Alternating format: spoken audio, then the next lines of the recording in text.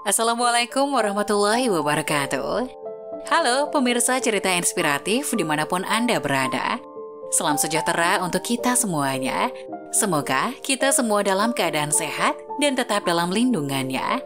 Kembali lagi dengan kami di channel Cerita Inspiratif, di mana kita akan berbagi kisah-kisah inspiratif penuh makna untuk Anda simak.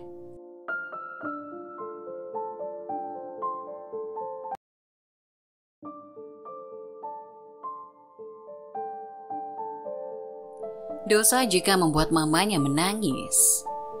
Ibu merupakan sosok yang luar biasa bagi anak-anaknya. Hal ini karena perjuangan ibu berlangsung cukup panjang. Mulai dari proses mengandung selama 9 bulan hingga melahirkan dan penuh rasa sakit.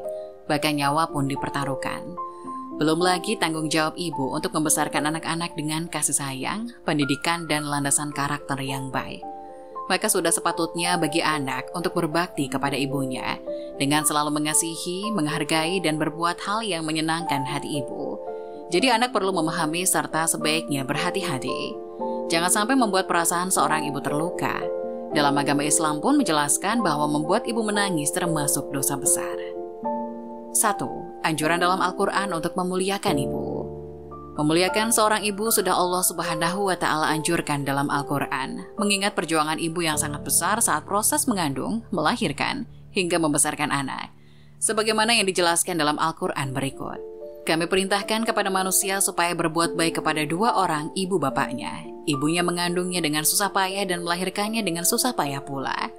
Mengandungnya sampai menyapinya adalah 30 bulan, sehingga apabila dia telah dewasa dan umurnya sampai 40 tahun ia berdoa, "Ya Tuhanku, tunjukilah aku untuk mensyukuri nikmat Engkau yang telah Engkau berikan kepadaku dan kepada ibu bapakku, dan supaya aku dapat berbuat amal yang saleh yang Engkau ridhoi.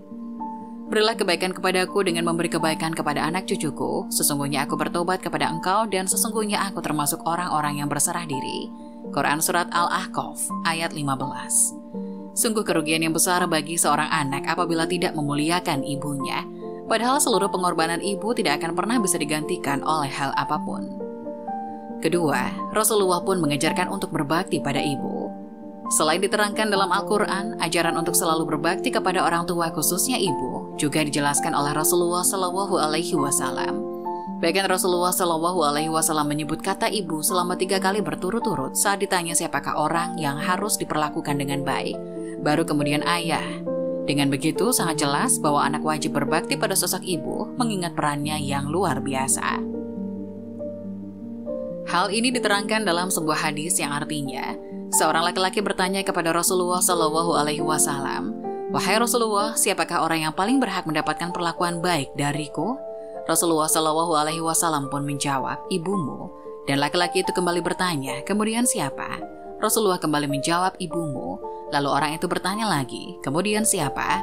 Rasulullah kembali menjawab, "Ibumu." Dan orang itu kembali bertanya untuk yang keempat kalinya, "Kemudian siapa?" Lalu Rasulullah menjawab, "Ayahmu." Hadis riwayat Bukhari dan Muslim. Ketiga, azab bagi anak yang membuat ibu menangis. Penjelasan yang tertera dalam Al-Quran dan hadis sudah sangat jelas bahwa seorang anak hendaknya dapat memuliakan ibu. Jangan sampai menyakiti apalagi membuat ibu hingga menangis karena akan ada balasannya. Beberapa azab yang mungkin ditimpakan oleh Allah Subhanahu wa Ta'ala bagi anak durhaka, yaitu Allah Subhanahu wa Ta'ala akan murka. Hal ini sebagaimana yang telah dijelaskan dalam sebuah hadis. Disebutkan bahwa ridha Allah tergantung pada ridha orang tua, dan murkanya Allah tergantung pada murkanya orang tua. Hadis riwayat Al-Hakim. Terlebih, doa seorang ibu yang teraniaya adalah mustajab, sehingga pasti akan dikabulkan oleh Allah Subhanahu wa Ta'ala. Jadi sebaiknya anak tidak melukai perasaan orang tua mereka. Balasan yang nyata dengan segera, Rasulullah SAW telah menyebut dalam sebuah hadis bahwa setiap dosa akan diakhirkan oleh Allah sekehendaknya sampai hari kiamat, kecuali dosa mendurhakai kedua orang tua. Sesungguhnya Allah akan menyegarakan balasan kepada pelakunya di dalam hidupnya sebelum mati. Tidak akan masuk surga anak-anak yang durhaka, akan mendapatkan dosa besar, dan Allah Subhanahu wa Ta'ala tidak akan memperbolehkan mereka masuk surga. Sebagaimana sebuah hadis yang menyebut bahwa ada 3 jenis orang yang diharamkan Allah masuk surga, yaitu pemabuk berat, pendurhaka terhadap kedua orang tua, dan juga seorang dayuts atau banci, atau orang yang merelakan kejahatan berlaku di dalam keluarganya, merelakan istri dan anak perempuannya serong. Hadis riwayat Nasai dan Ahmad. Bahkan wanginya surga pun tidak akan bisa tercium oleh anak durhaka, Hal ini tertera dalam hadis, sesungguhnya aroma surga itu tercium dari jarak perjalanan 1000 tahun, dan demi Allah tidak akan mendapatinya barang siapa yang durhaka kepada orang tuanya. Hadis riwayat Tabrani. Itulah penjelasan mengenai anjuran untuk memuliakan orang tua, khususnya ibu yang perlu anak ketahui. Semoga dapat menjadi pengetahuan bagi anak, sehingga mereka dapat menghindari perbuatan dosa kepada ibu. 5 azab bagi orang zalim di dunia dan akhirat. Tidak berperilaku zalim kepada siapapun adalah kewajiban bagi umat Islam.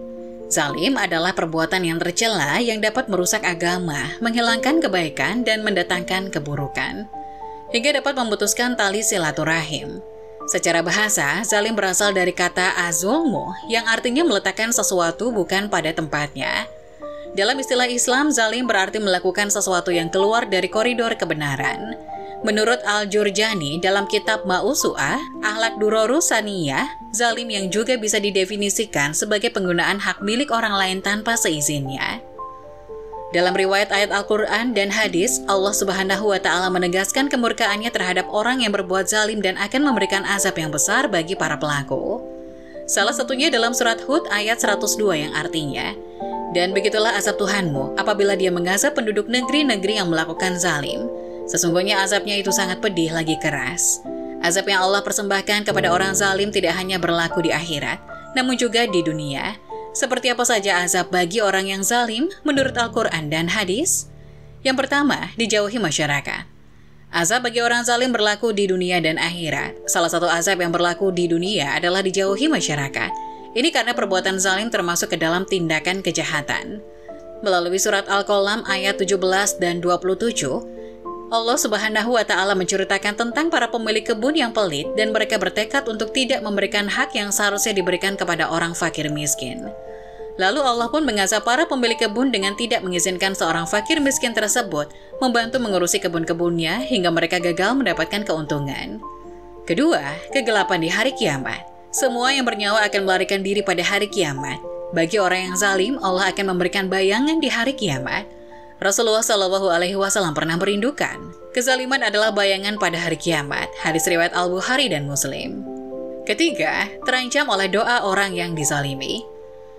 Allah Subhanahu wa Ta'ala akan langsung mengijabah atau mengabulkan doa orang-orang yang dizalimi, termasuk jika mereka mendoakan keburukan untuk yang menzaliminya. Nabi Muhammad Shallallahu Alaihi Wasallam berdoa, dan berhati-hatilah terhadap doa orang yang terzalimi, karena tidak ada penghalang antara doanya dengan Allah. Hadis riwayat Bukhari dan Muslim. 4. Jauh dari hidayah Allah Subhanahu wa Ta'ala. Hidayah merupakan petunjuk dari Allah Subhanahu wa Ta'ala yang diberikan kepada seluruh umatnya, kecuali bagi mereka yang zalim. Allah berfirman, yang artinya, sesungguhnya Allah tidak memberikan petunjuk kepada orang-orang yang zalim. Quran Surat Al-Maidah ayat 51. 5. Tidak mendapat pertolongan di dunia dan akhirat. Allah Subhanahu wa Ta'ala tidak akan pernah memberikan bantuan apapun di dunia dan akhirat kepada para pezalim.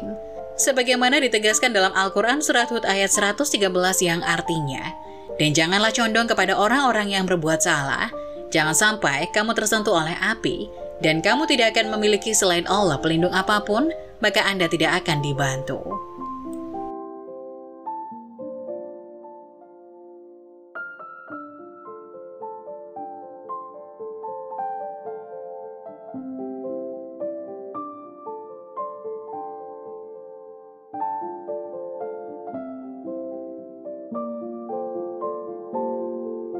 Jangan lupa tulis pendapat kalian di kolom komentar ya.